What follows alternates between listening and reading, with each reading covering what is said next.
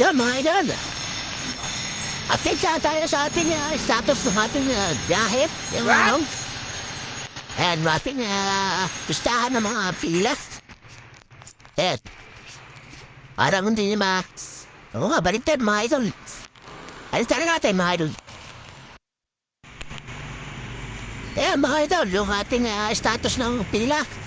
Ayan, si Ninong Pate, shout out. Kay Ren, shout out. Kay Kuya Pantat, shout out. Saka kay Quintan, at saka kay Ampon. Ayan, saka si Paring Borden na tayo ng mga idol. Pang! Ayan ang mga biyahe natin, bali. Bakit hindi dumating itong dalawa?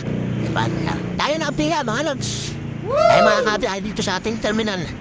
Hindi pala yung buto natin, no? Bali, mayroon na tayo sakay na, ayun, kahon. Some drinks.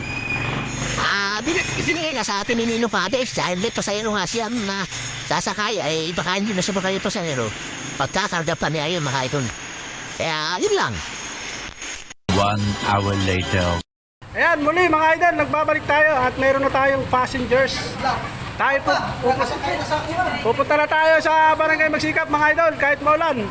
Ayan, meron na tayong pasahero. Bali, dalawang motor tayo mga idol.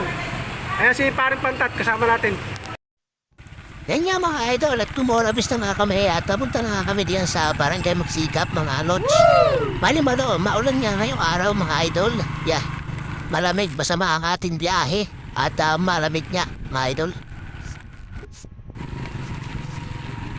Tara let's mga idol, tunahan tayo magkita-kita sa Magsikap. Babush!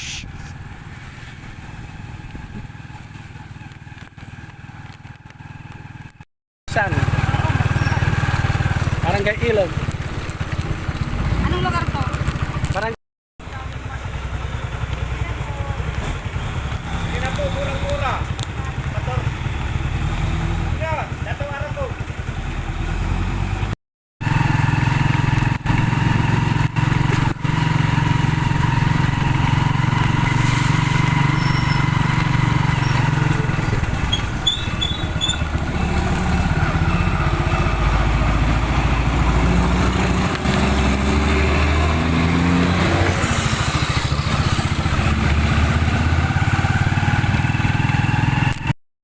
Dito nga mga idol ay nag-stop over nga kami muna sa may bilihan ng hambor mga idol dahil bibili nga daw nga pala ng hambor yung aking pasahero.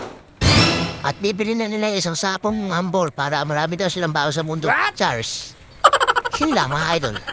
Tara na sila ulit tayo, pabiyahe na. Babush!